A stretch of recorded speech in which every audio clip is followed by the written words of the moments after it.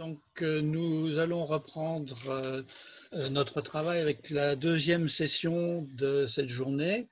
Nous aurons trois conférences. La première va être donnée par deux amis polonais. Nous accueillons Witold Ucherek et Monika Grabowska, tous les deux de l'Institut d'études romanes de l'Université de Wrocław. Donc, ce qui n'est pas très loin de la frontière de mon pays préféré. Ils travaillent tous les deux en didactique du français. J'ai relevé pour Monika des travaux sur les présentations multimodales et je connais bien Witold pour l'avoir côtoyé dans de nombreux congrès, qu'il travaille beaucoup sur des comparaisons français-polonais qui sont tout à fait intéressantes. Alors, aujourd'hui, ensemble, ils vont nous présenter une intervention qui est intitulée « L'enseignement du FLE et de la linguistique à l'Université de Wrocław durant le confinement de 2020 ». Donc, Monika et Witold, la parole est à vous. Ok. Alors, je ne sais pas pourquoi voilà, maintenant ça marche. Alors, pour commencer, peut-être quelques petites paroles sur notre Institut d'études romanes que nous avons essayé de situer sur la carte de l'Europe, sur la carte de la Pologne et sur un fragment de la carte de la ville de Wrocław. Donc, comme vous pouvez voir, c'est un bâtiment ancien qui a été construit en 1701 et l'Institut a été fondé en 1945. Il fait partie de l'Université de Wrocław et assure trois filières d'enseignement universitaire. La première filière que nous appelons la philologie française et qui englobe plus de 2000 heures de FLE et doit amener les étudiants du premier cycle au niveau C1 du cadre et au 12e cycle au niveau C2. La deuxième filière, c'est de façon analogique la filière espagnole et nous avons aussi le premier cycle de la filière italienne. Dans notre présentation, nous allons nous occuper de l'enseignement du FLE comme langue principale de la filière française, mais aussi comme deuxième langue romane dans la filière française et italienne, selon les règlements du ministère.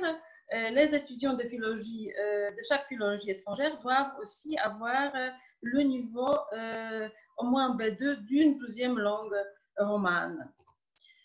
Alors, je laisse la parole à Witold pour enchaîner. Voilà, donc concernant le virus maintenant, le premier cas a été détecté en Pologne le 4 mars et 7 jours plus tard, les cours en présentiel ont été arrêtés à l'université. J'insiste sur un petit détail, ce n'est pas le ministère qui nous a demandé d'arrêter le cours, c'est le président de l'université qui a pris cette décision. À l'instar de plusieurs autres universités polonaises. Le ministère a suivi ce mouvement général et a pris des mesures plus tard. On nous a donné une semaine pour organiser un enseignement en distanciel. Donc, ce n'est pas nouveau. Hier, tout le monde a dit à peu près la même chose. Qu'on n'était pas préparé, on a été surpris tout simplement par ces décisions. Le problème pour nous était le suivant. On était au tout début du second semestre. Vous avez les dates ici. Donc, ça veut dire concrètement qu'on a travaillé 2 semaines en présentiel. Et puis, on avait une semaine pour réorganiser l'enseignement. Et à partir de la 4e semaine du semestre, on s'est mis à travailler en distanciel. Malheureusement, personne ne savait combien de temps l'épidémie allait durer. Donc, tout d'abord, l'université a prévu cet enseignement pour 4 semaines. Ensuite, on a ajouté 2 autres semaines et encore 2 semaines. Et maintenant, on en est à une dernière décision prise fin mai. Donc, comme quoi, jusqu'à la fin du semestre, on doit fonctionner en distanciel. Donc, pour y voir un peu plus clair, nous avons demandé à nos collègues qui enseignent le FLE et certaines matières linguistiques de répondre à un petit questionnaire. Et il y a 8 questions au total. Nous avons obtenu une petite quinzaine de réponses et nous voudrions partager avec vous les premiers résultats. Je vais peut-être juste ajouter que cette petite quinzaine, c'est quand même plus de 50% d'enseignants qui enseignent dans la filière française. Tout à fait. Et donc, la première question est la suivante. Quel cours relatif au FLE ou aux matières linguistiques avez-vous dirigé au semestre d'été? Il y a donc tout d'abord des cours de français deuxième langue romane destinés à des étudiants en espagnol, en italien. Et puis, il y a des cours entièrement ou partiellement en français pour les étudiants qui apprennent le français en tant que première langue. On peut les subdiviser en 2 ensembles. Il y a des cours focalisés sur l'apprentissage du français, comme la grammaire pratique, l'expression écrite, l'expression orale, compréhension orale, phonétique, compétences intégrées, technique théâtrale, le français par la chanson notamment. Et puis, il y a le bloc linguistique centré sur la transmission d'un certain savoir, avec la grammaire descriptive du français, l'histoire de la langue française, séminaire de master en linguistique, terminologie et un cours monographique. Concernant le second groupe, à la limite, on peut envoyer à des étudiants des fragments de manuels scannés en leur demandant de lire, d'assimiler leur contenu, de le vérifier après, mais cette stratégie n'est pas bonne pour le premier groupe de matières où il s'agit des compétences qu'il faut acquérir. Oui, je passe à la diapo suivante. Quelle était la forme de ces cours et quels outils ont été utilisés? Vous voyez donc les réponses. J'avoue que ça forme un ensemble assez disparate. Et il faut l'interpréter de la manière suivante. Ce sont des outils complémentaires avec quand même une certaine prédilection pour Microsoft Office et notamment le Teams, pour la raison que c'est un outil recommandé par l'université. Mais il s'est avéré insuffisant aux yeux de beaucoup de collègues qui ont essayé d'utiliser d'autres outils, notamment Zoom. À ce propos, on a essayé de faire une réunion de notre conseil de discipline de linguistique en ligne. Et on a proposé le Zoom. Plusieurs professeurs ont protesté tout de suite en disant que ce n'est pas un programme, un logiciel officiel de l'université et qu'ils ont refusé de l'installer sur leurs ordinateurs.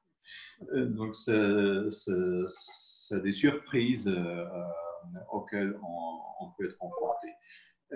Concernant la forme, donc la majorité des collègues ont privilégié la forme synchrone. 2 collègues seulement ont opté pour un enseignement asynchrone. La troisième question, c'était lequel de ces outils était nouveau pour vous et comment avez-vous acquis les compétences pour vous en servir? Les réponses en disent beaucoup sur notre réalité de polonaise ou celle de Wrocław en tout cas. Donc, tout était nouveau presque. Et on a essayé d'apprendre par tous les moyens possibles, donc des webinaires organisés par l'université, des tutoriels en ligne gratuits ou payants, l'apprentissage sur le tas, bien sûr, l'aide des collègues, l'aide de la famille, l'aide de l'informaticien de l'Institut. on a découvert à cette occasion l'existence d'un centre de formation à distance de l'université qui était assez inactif jusqu'au déclenchement de l'épidémie. Et donc qui a commencé quand même à organiser des webinaires dès le début de l'épidémie. Concernant la quatrième question, donc on a demandé à nos collègues de réfléchir à des atouts et des défauts par rapport à l'enseignement en présentiel. Ces réponses sont assez intéressantes dans la mesure où certaines sont contradictoires. Mais en gros, parmi les atouts, on a énuméré l'individualisation du travail des étudiants, une autonomisation qui a été soulignée à plusieurs reprises, aussi une certaine facilité de communication qui ressemble à celle via réseaux sociaux. On a mentionné aussi l'absence de déplacement, donc économie de temps et d'argent. Et quelqu'un a ajouté méchamment, tous les étudiants valident les cours sans problème. Donc, je crois qu'il y a un certain bonus Covid. Il vous reste 2 Et minutes. puis, pour les défauts, donc, le premier défaut, c'est que l'enseignement est chronophage, ça demande beaucoup plus de travail de la part des profs. Et on a rencontré de nombreux problèmes techniques. La troisième chose importante qui a été soulignée, c'est l'absence de contact direct entre l'enseignant et les étudiants. OK, comme il me reste 1 minute et demie, je vais vraiment aller vite. Donc, l'essentiel est qu'on est passé en 1 semaine de 0 enseignement à distance à 100% d'enseignement à distance. Tous les cours ont été assurés. Et ce qu'on reçoit comme feedback de la part des enseignants, c'est un certain optimisme, comme quoi tous les objectifs énumérés dans le programme ont été acquis avec en plus une acquisition des compétences professionnelles supplémentaires comme rédaction d'emails dans un format professionnel, participation à des réunions audio, apprentissage de la gestion d'agenda en ligne, etc. Tout ce qui ressemble à la vraie vie d'entreprise. Et beaucoup d'enseignants soulignent aussi la gestion du temps stimulée par les deadlines des outils informatiques. Donc, ce qu'on n'arrivait pas à avoir en présentiel, on l'a eu du coup.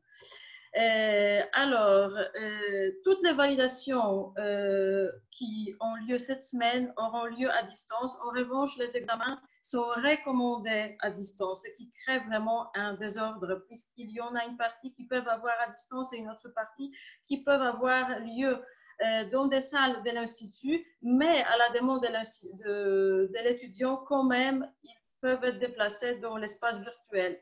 Il va falloir terminer, Monica. D'accord. Donc, je vous remercie. Excusez-nous, on n'a pas réussi à nous discipliner. Peut-être il y aura un autre forum où on pourra montrer le reste des résultats. Merci. C'est moi. J'arrête de partager l'écran juste. C'est moi qui vous remercie. Je vais demander à Diana s'il y a des questions. J'en ai vu une qui est passée que je vous transmets. Pour la réalisation de votre sondage, avez-vous utilisé des outils et si oui, lesquels?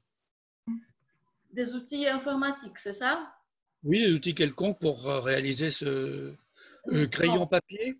C'était vraiment crayon papier, ça veut dire fichier Word, puisque nous sommes un petit institut et donc nous avons pu transmettre ce formulaire par email tout simplement, en le personnalisant, en demandant vraiment, parce que tout le monde est surchargé de travail, donc remplir une enquête, un formulaire en 8 questions ouvertes, c'était une charge de travail supplémentaire. Alors on a essayé de personnaliser vraiment les lettres et de demander chacun de nous fournir un feedback pour qu'on puisse participer à ces colloques. Donc, ce n'était pas de big data. D'accord. Nous sommes une cinquantaine d'enseignants dans notre institut, dont une petite trentaine dans la filière française, et dont à peu près une quinzaine qui enseignent le FLE et les matières linguistiques. Pratiquement tout le monde nous a répondu. Et donc, je vais avoir le plaisir de vous présenter notre ami Ting Kuo, qui travaille à l'INALCO, est membre de notre équipe et elle a mis notre belle institution, notre nouveau bâtiment derrière elle. Donc, Ting est membre de l'équipe Plidam où elle a de nombreuses responsabilités. Ting Kuo est spécialiste de didactique du chinois. Elle travaille sur la compréhension de l'oral, sur l'apprentissage des sinogrammes, du vocabulaire, spécialiste de TIS, n'est-ce pas? Et elle travaille aussi sur la formation hybride, les E-tandem et des choses de ce type. Donc aujourd'hui, Ting Kuo va nous présenter ses remarques sous l'intitulé « Cours de chinois pendant le confinement ». Les retours d'expérience. Ting, la parole est à toi. Merci Patrice. Vous m'entendez bien? Merci à tous. Bonjour. Avant de commencer, je dois d'abord remercier une personne, c'est ma collègue Madame Legéguillon Catherine, qui a collecté des données auprès des étudiants de licence 3, qui a gentiment accepté partager les résultats de ces données pour enrichir cette présentation. Alors aujourd'hui, comme je n'ai pas beaucoup de temps, je vais aller assez vite. À l'INALCO, au département de Chine, nous sommes très nombreux. Donc, nous avons 1000 étudiants inscrits, tous niveaux confondus tous les ans. Donc, vous pouvez déjà imaginer, en dehors de confinement, l'organisation des cours était déjà très compliquée. Mais malgré tout, nous avons quand même pu mobiliser des moyens disponibles pour assurer la continuité pédagogique. Et les résultats de la part des enseignants sont assez satisfaisants. Les enseignants ont trouvé qu'il y a une bonne participation des étudiants à la fois pour les cours et à la fois pour les examens et aussi pour les réunions pédagogiques. Alors, de la part des étudiants, alors nous avons interrogé des étudiants de licence 2 et de licence 3, comme je vous ai dit tout à l'heure. Nous avons eu 18 réponses des étudiants de licence 2 et 54 réponses de licence 3. Alors là, selon les résultats, on peut dire que la plupart des étudiants interrogés ont bien suivi la plupart des cours et très peu d'étudiants ont vraiment décroché, n'avaient rien suivi. Mais c'est quand même très peu. Donc là, vous voyez les résultats sur l'écran.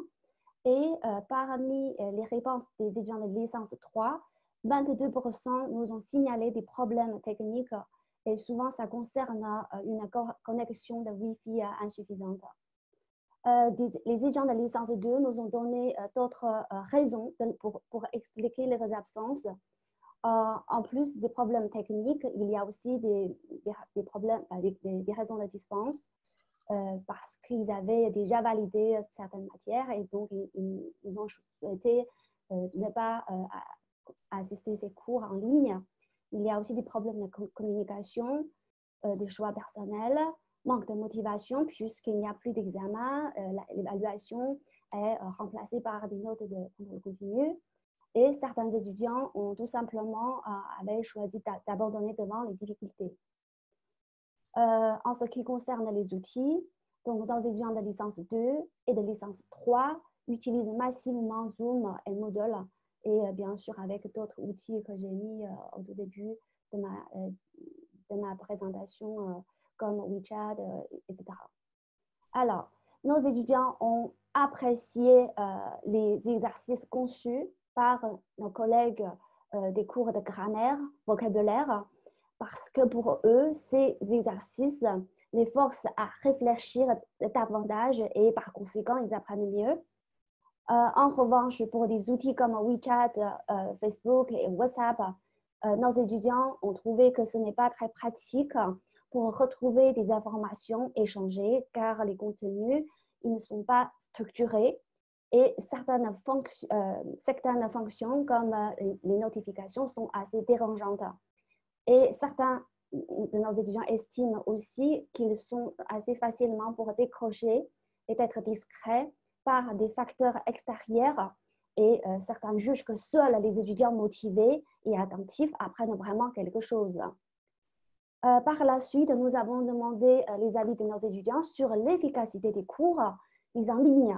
Les réponses collectées des étudiants de licence 2 comme licence 3 ont montré que la plupart parmi eux estiment que ces cours en ligne sont soit aussi efficaces ou presque, même s'il y a quelques défauts. Alors, ces réponses confirment aussi, expliquent aussi pourquoi nous avons reçu de très nombreux remerciements de la part de nos étudiants pour les cours que nous avons proposés pendant le confinement. Nos étudiants de licence 3 ont également expliqué et donné des raisons, enfin expliqué des avantages d'après eux des cours en distance. Par exemple, d'après eux, c'est plus efficace, le temps de transport gagné et par conséquent, ils sont beaucoup moins fatigués et donc davantage concentrés pour participer davantage et certains osent prendre davantage la parole, etc. Alors, ensuite, nous avons eu des appréciations des étudiants par rapport à nos cours par matière. Et cette fois-ci, nos étudiants estiment que la compréhension de l'oral semble être la matière qui est le plus adaptée au format à distance. Bien sûr, ce cours doit être combiné par des supports mis en ligne et des séances de Zoom à distance. En revanche, pour des étudiants qui ont des difficultés, nos étudiants pensent qu'il est indispensable d'avoir des cours en présentiel, mais on ne connaît pas les causes pourquoi il faut vraiment avoir des séances en présentiel pour ces étudiants. Est-ce que c'est parce que c'est plus facile pour poser des questions? Alors, pour l'expression de l'oral, cette fois-ci, comme vous voyez ici, nos étudiants préfèrent les cours en présentiel parce qu'il y a, comme les autres collègues ont dit, il y a plus de contacts, c'est plus dynamique et avoir des discussions en réel les force à réfléchir et certains pensent qu'il est difficile de s'exprimer de manière authentique au travers d'un ordinateur.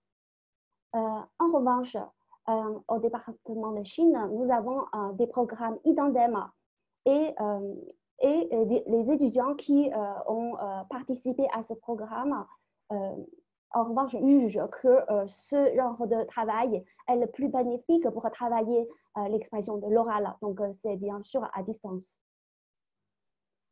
Pour le cours d'expression écrite, les étudiants estiment que les cours à distance permettent aux professeurs de ne pas se déplacer entre les rangées et donc par conséquent, il y a un gain de temps.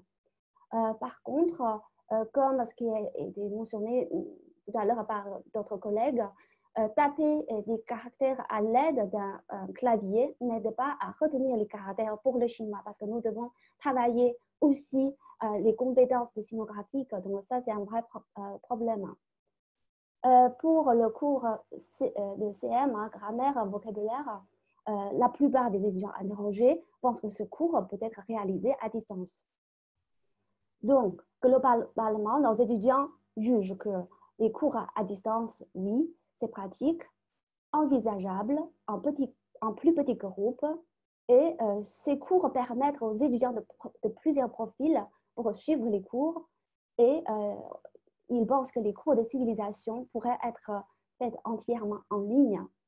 En même temps, il faudrait résoudre des problèmes de communication pour pouvoir poser des questions plus facilement.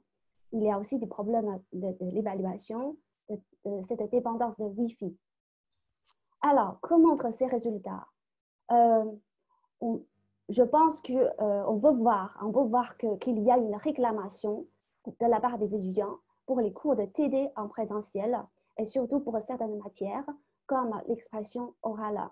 Parce que c'est plus facile, plus clair, parce que pour eux, ils sont plus rassurés, davantage concentrés et bien sûr, c'est plus convivial. En ce qui concerne les cours à distance, il semble que leurs avis sont assez mitigés.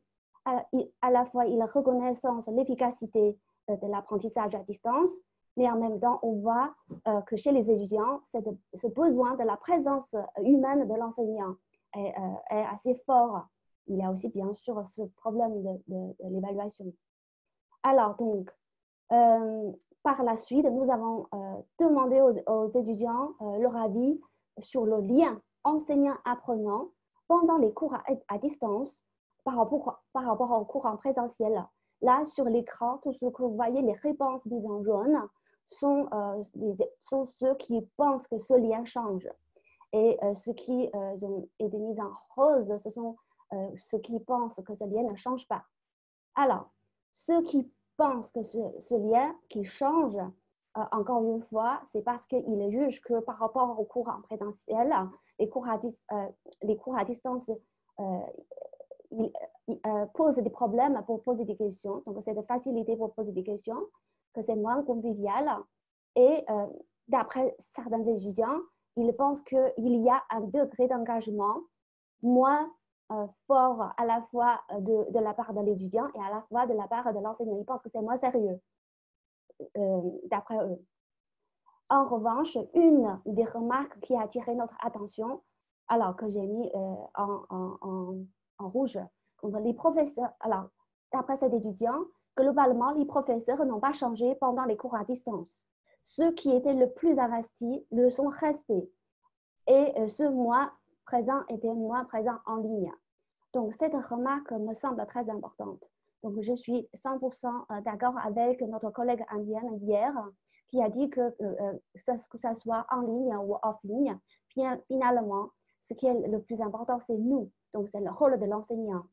Alors, il va falloir terminer. Hein. Oui, je termine. L'enseignement à distance va plus loin que la simple numérisation des cours, des contenus d'un cours en présentiel.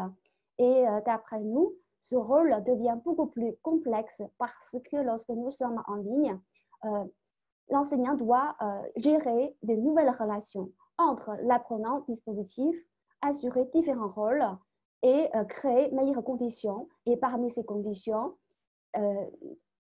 je souligne donc les soutiens méthodologiques et psycho-affectifs. Pour finir, je vous laisse lire les suggestions des apprenants pour l'organisation des cours à distance dans le futur. Ces suggestions, d'après moi, sont très précieuses. Voilà, et je vous remercie pour votre attention et je réponds à votre question. Merci. Bon, Ting, merci beaucoup pour ce très bel exposé, pour aussi avoir respecté les limites de temps. Et bon, j'ai vu passer quelques questions. Je vais quand même demander à Diana si elle a structuré un ensemble de questions pour Ting. Il y a déjà des remarques, donc très intéressant les retours par compétences. Et puis, il y a Pascal Elbaz de l'ISIT, qui est spécialiste de chinois aussi, qui évoque l'existence du tableau blanc sur Zoom, on le connaît, qui peut être pratique pour tracer les caractères. Et puis, il y a une question sur les e-tandems. Est-ce que les e-tandems étaient-ils déjà mis en place avant le confinement? Si oui, ont-ils été plus utilisés durant ces derniers mois? C'est Ariane Feller de Rennes. Ok, merci beaucoup pour ces questions. Tout d'abord, je dis bonjour et merci à mon collègue Wang Kun qui est présent, qui avait déjà présenté quelque chose hier. Donc, c'est avec lui qu'on travaille sur ce programme. Il faut dire qu'à l'INALCO, on a mis ce programme en place depuis l'année dernière. Donc, du coup, cette année, c'est déjà la deuxième année. Et pour nous, on est déjà plus ou moins habitués à travailler à distance en ligne. On avait déjà préparé les étudiants et j'avais déjà formé les étudiants pour utiliser Zoom au cas où si le confinement arrive. Finalement, on a déjà essayé le Zoom avant l'arrivée du confinement. Donc, on s'est déjà préparé. Et le programme e-tandem n'a pas du tout été, en tout cas de la part de l'INALCO, impacté par le confinement, puisque nous avons déjà un programme complet bien travaillé, bien détaillé. Et puis, c'est déjà la deuxième année. Les étudiants étaient 100% satisfaits. Et peut-être c'est, d'après les résultats que j'ai collectés, le seul cours, d'après eux, qui est vraiment efficace pour travailler l'expression de l'oral. C'est pourquoi nous allons continuer, bien sûr, à travailler cette piste d'identème et en collaboration avec notre cher collègue Wang Kun de BFSU. Merci. Il y a encore une question qui est quel type d'activité pour l'apprentissage de la prise de parole? Et on terminera avec ça. Là, si j'ai bien compris, c'est sur une question du cours de l'expression de l'oral. Oui. Voilà. J'avais remplacé une collègue pour assurer un cours c'était un petit groupe de 8 personnes.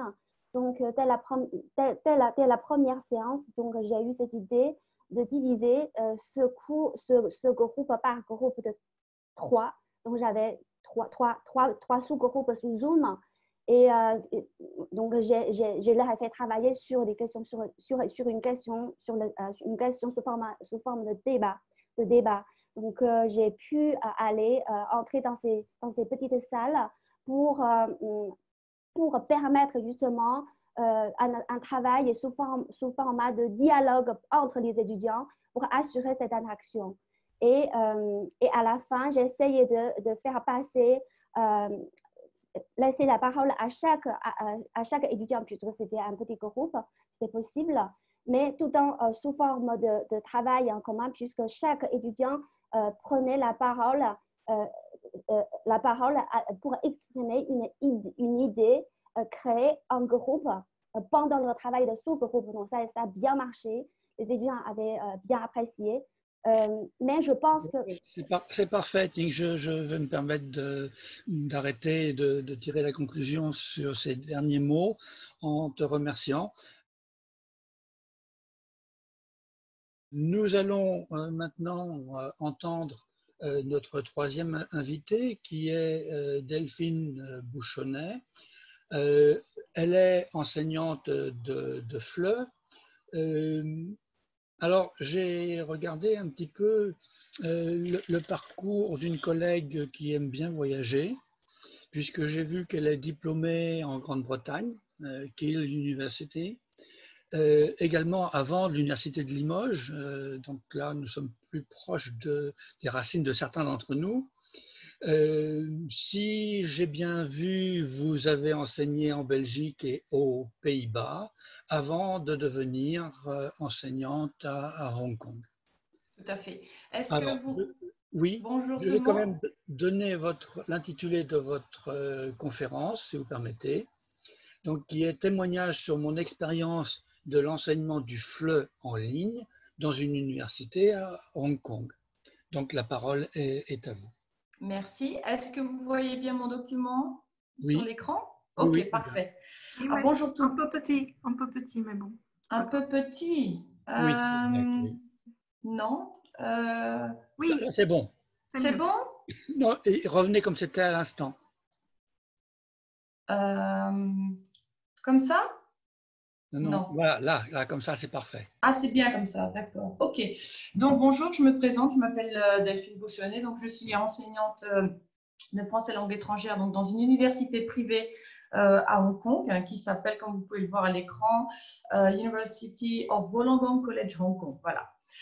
Donc, très rapidement, la situation est la suivante. Donc, je prépare mes étudiants pour un associate degree en communication bilingue. Donc, je suis désolée, j'ai laissé les termes en anglais tels que nous les utilisons. Donc, c'est-à-dire que les étudiants suivent un programme à temps complet pendant 2 ans avec 2 langues majeures, français ou anglais, ou alors français ou chinois.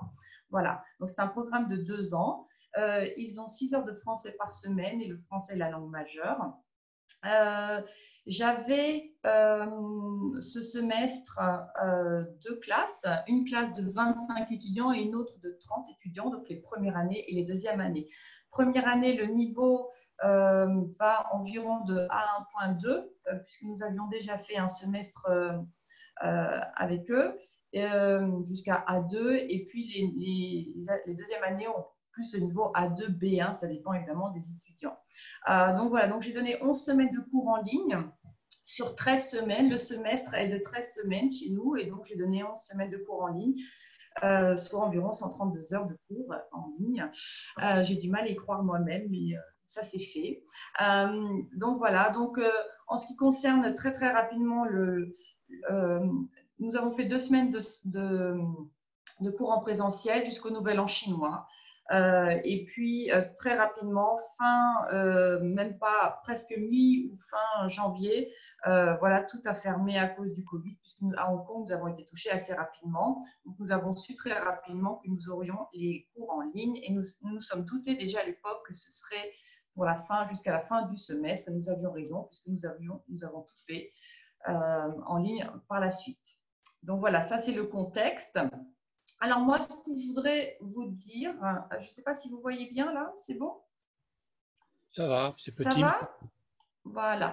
Alors en fait, moi, je vais juste vous parler de mon expérience vraiment très rapidement. Nous n'avions jamais fait de cours en ligne et puis comme je vous ai dit, après le Nouvel An chinois, on nous a dit, écoutez, vous allez suivre 1 heure de formation et puis vous allez faire tous les cours en ligne en temps réel.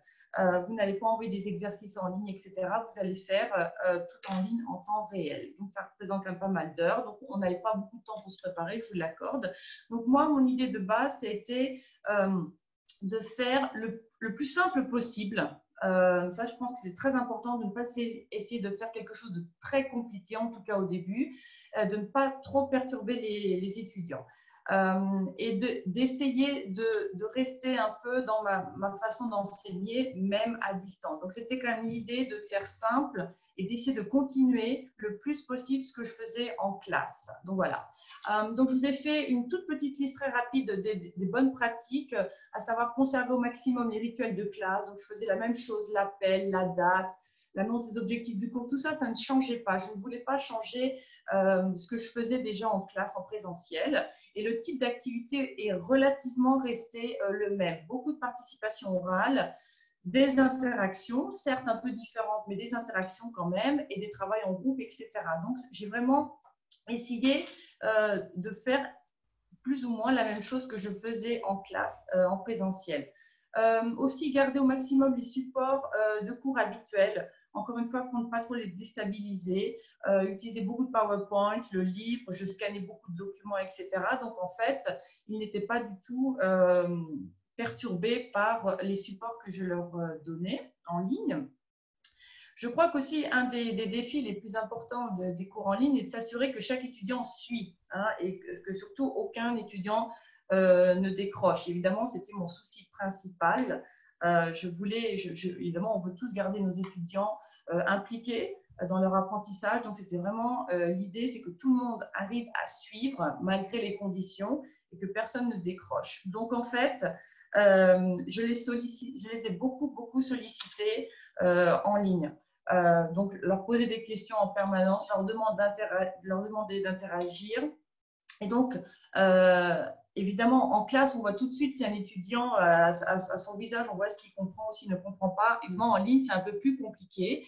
Surtout que je ne leur demandais pas de mettre la caméra parce que vous imaginez que 30 caméras avec le système, c'était un peu lourd. Donc, je ne leur demandais pas de mettre la caméra, à part pour les présentations individuelles. Donc, faire attention que tout le monde est bien dans le même bateau, entre guillemets, et que tout le monde suit bien. Donc, vraiment les solliciter beaucoup. Et puis, voilà, aussi, un des challenges, évidemment, les plus importants, c'est de garder au maximum une dynamique de classe. D'accord? Donc, essayer au possible de privilégier les interactions orales en alternant les pratiques. Donc, je pouvais les interroger individuellement, même en ligne, comme en classe, où on aurait juste simplement demandé tu me donnes la réponse s'il te plaît, ou qui a une idée, les laisser libres de répondre, les faire travailler en groupe. Alors, j'ai gardé les termes en anglais, vous m'excuserez, avec les breakout rooms, donc les salles individuelles.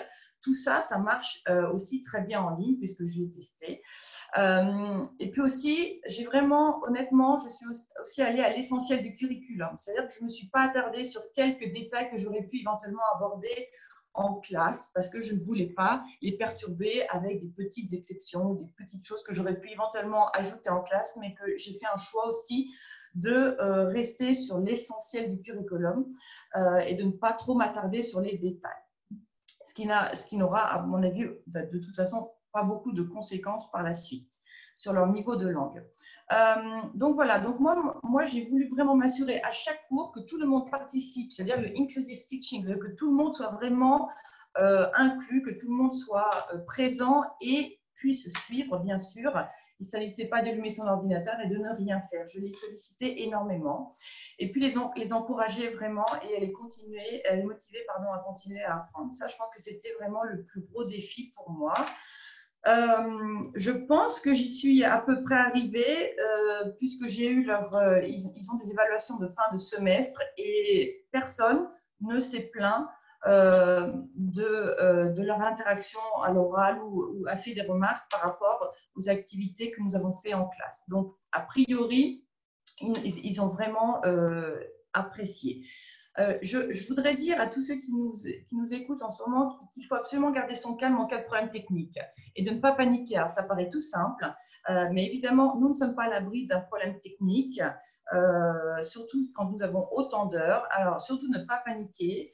De garder son calme et de dire ok, si ça ne marche pas, tant pis, on termine la session, on sort et je recommence une session, tant pis, on perd 5 minutes maximum, mais parfois c'est nécessaire, mais surtout de ne pas paniquer, ça c'est vraiment important. Si on n'arrive pas à partager un document, ça nous est tous arrivé, par exemple un document audio, moi une vidéo, il devait regarder une vidéo, il n'avait pas le son, quand je le faisais ça marchait puisque je testais avant, mais je ne sais pas pourquoi, quand je le faisais avec eux ça ne marchait pas. Donc voilà, de ne pas s'inquiéter. Au pire, si une activité que nous avons prévue ne marche pas parce qu'ils n'entendent pas, etc., bon, tant pis, on donne à la maison après. Enfin, je veux dire, il y a toujours une possibilité, mais de ne pas paniquer parce que personne n'est à l'abri d'un problème technique. Alors, je voudrais juste parler du support d'apprentissage que nous avons dans mon université. C'est la plateforme Canvas, donc vous voyez Learning Management Platform. Donc, c'est une plateforme qui est vraiment dédiée aux universités. Je ne sais pas si certains d'entre vous l'utilisent. C'est vraiment très bien. Alors, c'est l'équivalent, entre guillemets, de Moodle, d'accord? Je ne connais pas encore Moodle. Nous avons Canvas à la place. Et donc, dans Canvas, il y a une spécificité qui s'appelle conférence, mais qui est tout à fait comme Zoom, d'accord? Donc, moi, je parle de conférence, mais je sais que Zoom est exactement similaire. Donc, nous avions la possibilité d'utiliser soit conférence, qui était dans la plateforme d'apprentissage de Canvas, ou nous pouvions utiliser Zoom. C'était le choix que nous avions. En tout cas, pour ceux qui ont conférence, enfin, qui ont Canvas dans leur université ou dans leur institution, ou qui recherchent éventuellement un support, c'est très, très bien fait. C'est vraiment fait pour les universités. Donc, je vous le recommande, c'est vraiment très bien. Donc, il y a des listes de présence qui sont sauvegardables et qui sont disponibles, c'est très bien. Vous avez les breakout rooms, donc ça, je pense que maintenant, tout le monde connaît ça. Mais bon, quand nous parlions de ça en janvier, c'était assez nouveau. Où nous pouvons constituer des petits groupes et chaque groupe peut communiquer entre eux et donc interagir. Le partage d'écran, évidemment. Nous avons toujours un tableau blanc et partager des notes. Donc ça, c'est très bien en fait. Je me suis rendu compte qu'en fait, taper les notes ou taper le cours, enfin voilà, c'était très interactif. C'est vraiment très bien. Les étudiants peuvent eux-mêmes rajouter des notes. C'est vraiment très, très bien et sauvegardable. Aussi le système de vote, sondage qui est très bien, donc système de polls. Vous pouvez sans arrêt solliciter vos étudiants par une question très simple et ils vont réagir. Donc c'est vraiment, ils votent et après ça vous donne le pourcentage, etc. Donc ça, ce sont des façons de les impliquer. Le public chat, évidemment, qui est très rapide, qui peuvent échanger, et puis aussi de les rendre des présentateurs, c'est-à-dire qu'on inverse les rôles. C'est pas toujours moi qui présentais mon document, mais eux aussi devaient aussi présenter un document lors de présentations individuelles, par exemple. Et quand ils avaient une présentation individuelle, je leur demandais de mettre la caméra pour qu'ils évitent de lire. Voilà. Et puis aussi, je trouve le gros avantage de l'enseignement en ligne, c'est qu'il y a la possibilité d'enregistrer ce qui est fait en cours. Donc, beaucoup de mes étudiants, en fait, je leur ai demandé repasser le cours ou certaines parties pour peut-être mieux comprendre, pour une répétition, mais aussi pour la prononciation que nous n'avons pas en cours, parce que quand c'est du présentiel, nous n'enregistrons pas les cours. Donc, tout ça, c'était plutôt positif, je dois dire. Il a tout terminé, Delphine. Oui, donc voilà, ça ressemble à ça. Ça, c'est Canvas. Voilà. Donc, vous avez le résultat des sondages. Vous voyez combien de personnes ont participé, etc. Donc, voilà. Donc, je vais juste finir pour vous dire en fait que, parce que je sais que le défi principal est de pouvoir interagir et de pouvoir faire parler ces étudiants. Moi, j'ai continué de faire les présentations orales individuelles ou en groupe. Ça a très bien marché. J'enregistrais la présentation de façon à ce qu'ils se revoient après et qu'ils se entendent, qu'ils se réécoutent. Ça a très bien marché. Et donc, je voulais dire très rapidement que malgré tout, il y a beaucoup de positifs pour les cours en ligne et que l'interaction, les activités orales sont tout à fait possibles en cours en ligne. Donc voilà, c'était plutôt un message, je voulais plutôt vous donner un message optimiste en disant c'est pas parce que les cours sont en ligne que nous ne pouvons pas, que les étudiants ne peuvent pas s'exprimer, qu'ils ne peuvent pas parler. Bien au contraire, je crois qu'ils ont fait énormément d'efforts et moi aussi pour les faire parler. Et je pense qu'avec leur niveau, en septembre, je ne verrai pas la différence avec des cours en présentiel. C'est parfait. Merci beaucoup, Delphine. Merci pour la conférence. Avons-nous des questions, Diana? Il y avait une question sur le niveau de vos étudiants, juste rapidement. Alors, A1.2 pour les premières années et sinon A2 ou pour certains B1. D'accord. Et mais puis, plutôt A2. D'accord. Une autre question d'Elena. Notre expérience actuelle concerne des étudiants que nous avons eus en présentiel. Pourrait-on garder le même format pour des étudiants que l'on n'aurait jamais vus?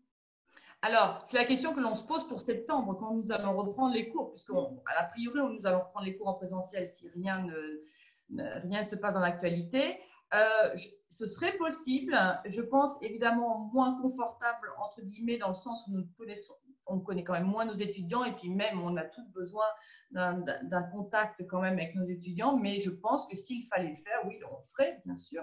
Ce serait peut-être moins agréable. C'est vrai que c'est arrivé au deuxième semestre, donc c'était mieux dans ce sens. Mais s'il fallait le faire, oui, on le fera, bien sûr. Oui, une dernière question, mais ça s'adresse à tous ceux qui sont présents. En fait, comment gérez-vous les cas quand une partie d'étudiantes déclare avoir la possibilité d'assister au cours en synchrone et l'autre non? Enfin, alors, non, nous, ce n'est pas le cas. Nous, c'est soit tout le monde est en ligne, soit tout le monde sera en présentiel. Merci beaucoup. Merci. De rien. Merci à vous trois. Donc, je te rends la parole, Diana, pour clore la session, ouvrir la suivante.